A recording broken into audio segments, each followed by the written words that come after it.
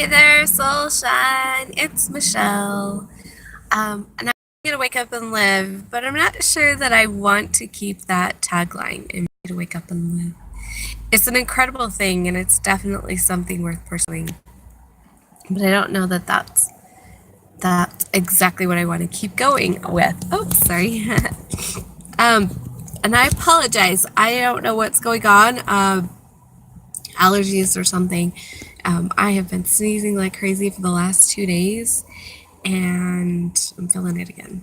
I'm like, no, don't sneeze while I'm on this. I don't want you guys to see my sneeze, and my eyes are watery from the last time I sneezed. I'm sitting outside the eye appointment place. My mom's doing an eye appointment, and I'm like, I'll just take and do my video. So here I am. I wanted to talk about healing from traumatic events. Today is 9/11, September 11th, 2018, and 17 years ago was a very traumatic event for the world, but especially for the US. And depending on different parts of your, where you were or what you were doing, to the level of trauma, and also who you are. So for me, I have been surprised at the layers and layers and layers that I've had to heal about this traumatic event. This event that happened 17 years ago and even up to a year ago was still very much affecting me. I was very angry at God for allowing such a horrible thing to happen. Not so much the horrible thing to happen, because I understand that horrible things happen. We all have agency, and there are certain things, you could even call it karma, things that have to happen. But I guess I was mostly angry that I had to watch it. The circumstances were such that I ended up watching live on TV, watching the second airplane hit. I am an empath. So I don't watch the news. I don't usually watch anything intense, because I'm feeling it right along with them. And it's not just feeling that, but also just as an empath. Every single empath on the planet that was alive, but especially empaths that were in the United States or in any way, shape, or form affected from this, is going to be picking up this energy because of how strong the energy was for that day. And I know there's healers out there that are specifically going around. They're doing a lot of other healing, but they are addressing the 9/11 events and healing that, because it did affect so many people in so many ways.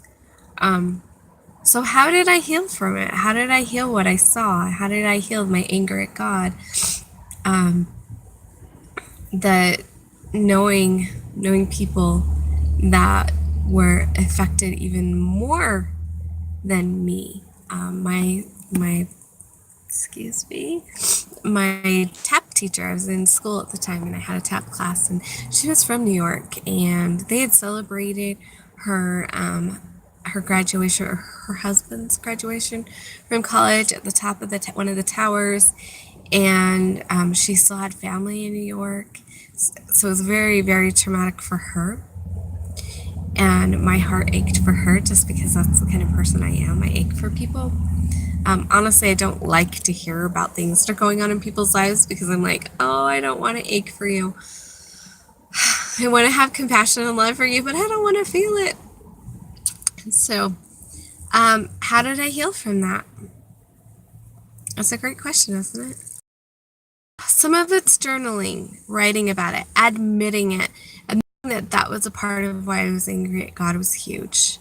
And there's like 3 events that happened all within a few months for me, when I had a miscarriage just a few months after 9/11. So there's a few things that happened all close together for me that I was very angry at God. And in order to heal that, I had to admit it. I had to acknowledge all of it. I had to acknowledge how I felt about what happened with 9/11, what happened with that so many people were killed and hurt, and the anger about being an empath and affected by it, I had to acknowledge all of it. And that's one of the first things that you have to do if you want to heal. You have to acknowledge that it exists. You have to acknowledge that the pain's there. Sometimes we're so angry that we aren't willing to acknowledge what's underneath the anger, the hurt and the fear that's there. And so that's the first step, is acknowledging it. Acknowledging it's there. And just that alone is so healing for so many people. So for me, after that, I don't believe that I have ever used EFT, emotional freedom technique. I've never used tapping for this particular thing, but that is one tool that people can use.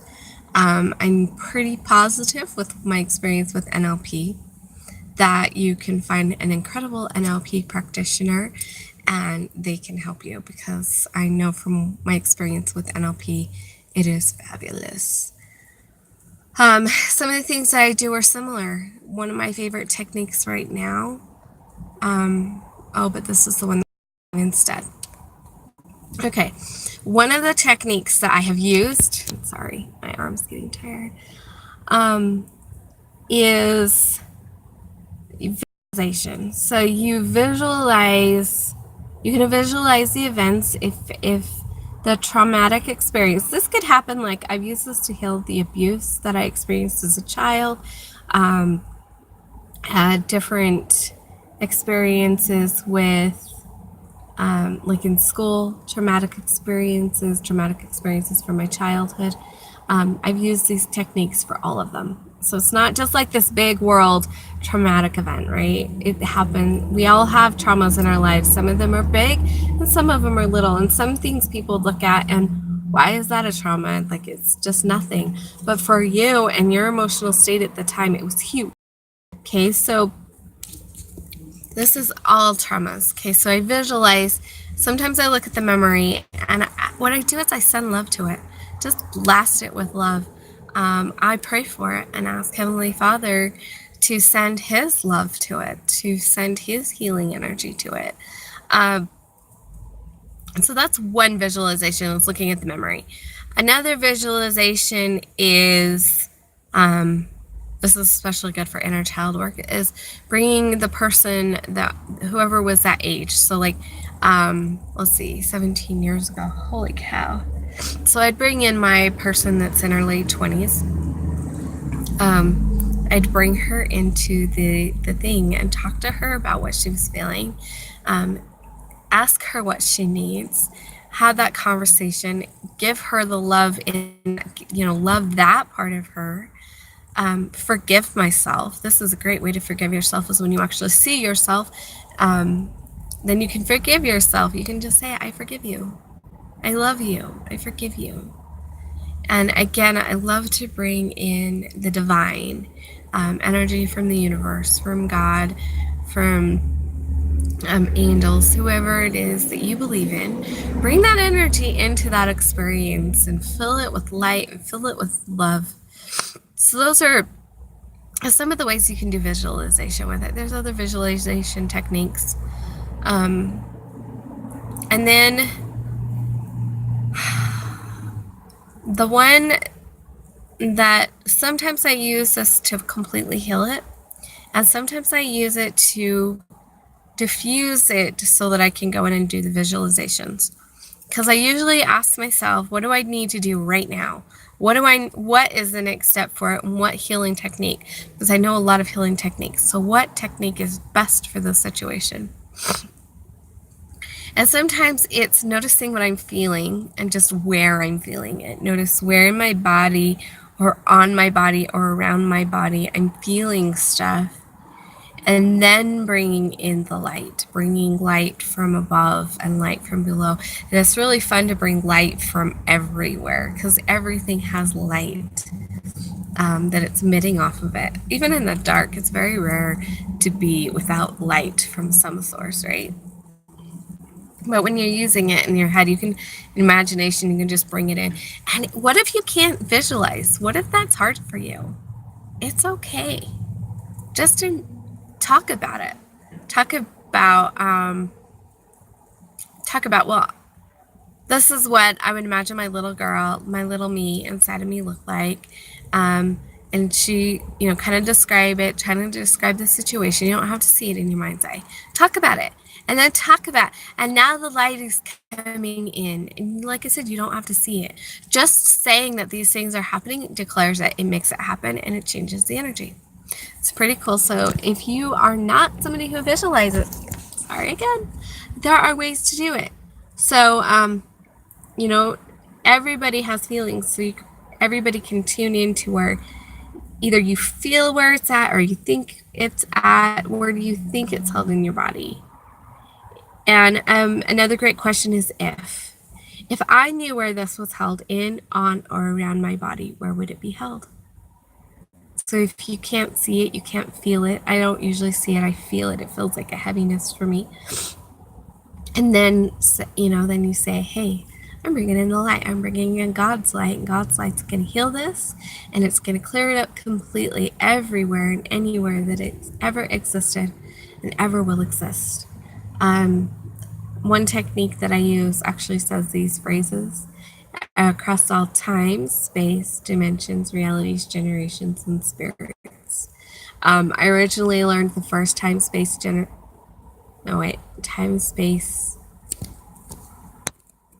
across all time, space, dimensions, realities. I'm like, what's the fourth one? Okay, these 4: time, space, dimensions, realities. Those I learned from,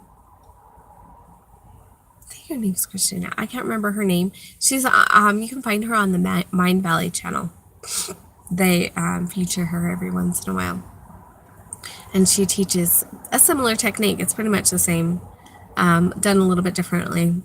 And then I've added a couple of words. I've added generations and spirits.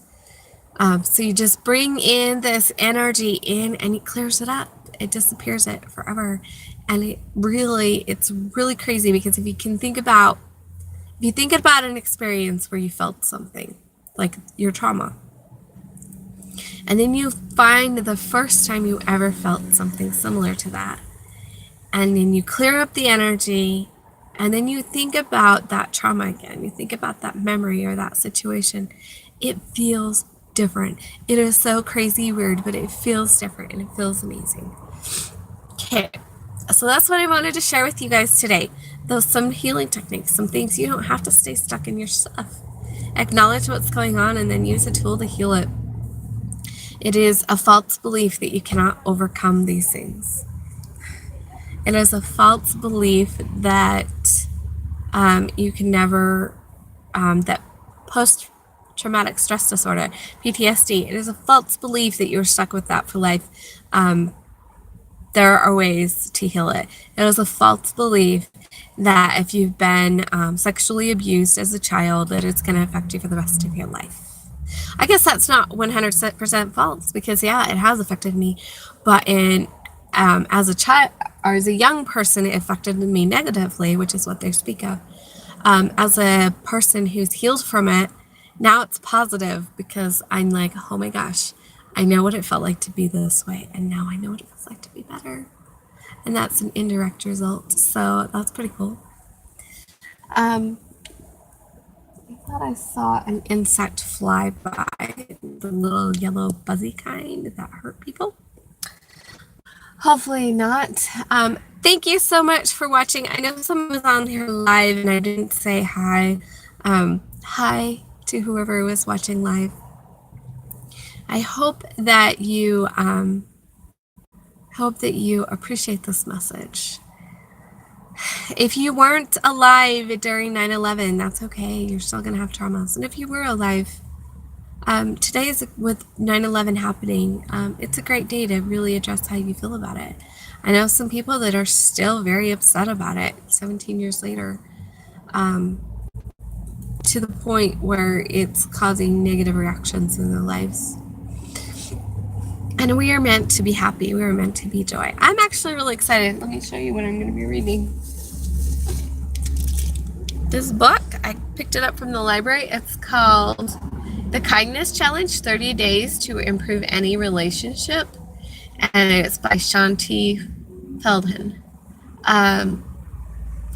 So I'm really excited to read this and to see if there's stuff that I don't already know that I could apply in my life. I'm excited for that.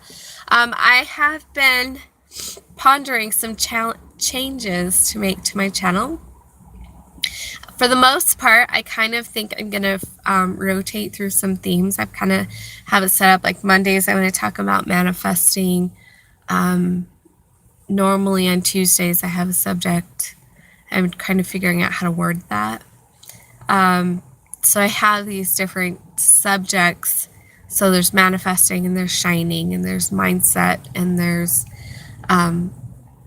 just different things like that. And so I'm hoping, because I've been praying about it, I've been pondering about it. What does my channel need? What do you guys as my viewers need from me? And I feel like I have so many subjects that I like to talk about, that in order to serve you best, I need to have a plan, so that I'm not just for a while focusing on one subject. And then, like, maybe you joined me because I talked about chakras once, but I never talk about them again. That could be a little frustrating for somebody if that's why you joined. So I want to rotate throughout the week in all of the subjects that I like to talk about, so that if you join for one subject, you can benefit from all of them. But if you only want to watch those videos with that subject, you can do that. I feel like that's the direction that I need to take now. So thank you for watching. Remember, everybody, to let your soul shine big, bright, light, and beautiful. Be the incredible you that you were created to be. And one of the ways to do that is by healing these traumas in your body that are held inside your body, around your body. These experiences, these memories, they're preventing you from being who you are. So it's time to clear them up. I'll see you guys tomorrow.